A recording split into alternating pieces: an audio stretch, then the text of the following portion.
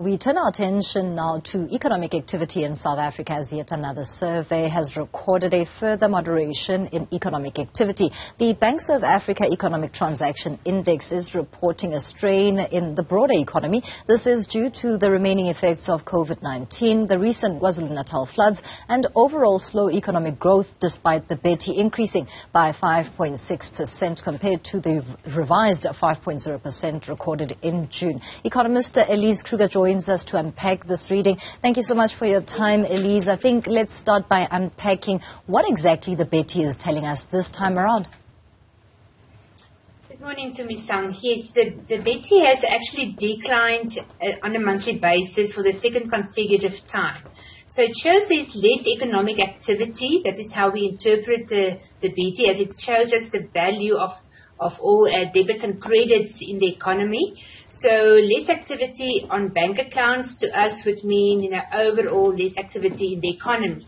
So it really shows that there's a bit of strain out there. It's not new news, I wanted to say. I mean, we know about the impact of the higher fuel prices, the higher food prices.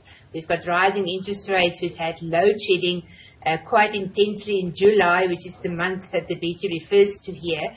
So all of those in combination has resulted, in definite strain in the economy, which has filtered through into the BETI. We've definitely also seen this in the recent retail sales figures that were released by Stats SA yesterday, Elize, and I'm interested in finding out the overall picture of the South African economy currently. What exactly is that and what does it look like? That's the interesting part, is we get conflicting signals at the moment between different sectors. So yes, the retail side has had a very bad month in June, as the figures yesterday reported. But then on the other hand, we've got, for instance, vehicle sales that's powering ahead. And on the PMI side, we've got manufacturing plummeted in July, but we've got the overall PMI for the private sector increasing to a stronger number.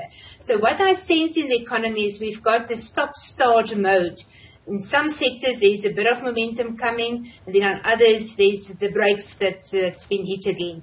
So, this is typically of an economy that struggles to gain synchronized momentum moving forward, because of the fact that we've got so many factors that's at play, and local factors like inflation and interest rates, as I mentioned, but also global factors like the global demand for our products that has been moderating given the impact of high inflation, high oil prices globally. It's a double-sided picture there that you are painting of the South African economy, and I also want to find out from you the near-term outlook, because the South African consumer remains to be described as cash-strapped. The rising cost of living is not abating. So where do we stand? Yes, I think at the moment, in June, July, I think we are about at the worst point, especially relating to fuel prices. So if we can just look at that, which is a big chunk of every household and every business expenses. So on the fuel price side, we've had a first sizable drop at the beginning of August. And we are looking forward to an even bigger drop in fuel prices at the beginning of September. We're talking about R2.50 per litre for petrol and about R2 per litre for diesel. So if we can get those sizable drops, in the early September, I think things might start to look slightly better. It will also filter into the inflation calculation, so we should see that our headline inflation number and also producer inflation should get reach an upper turning point in the month of July. So the very next releases next week will still be dismal for inflation, but thereafter we should start to see a moderation towards year end. So, from that point of view, I think, consumers and households, businesses must just hang in there. I think things will start to look a tiny bit better as soon as next month.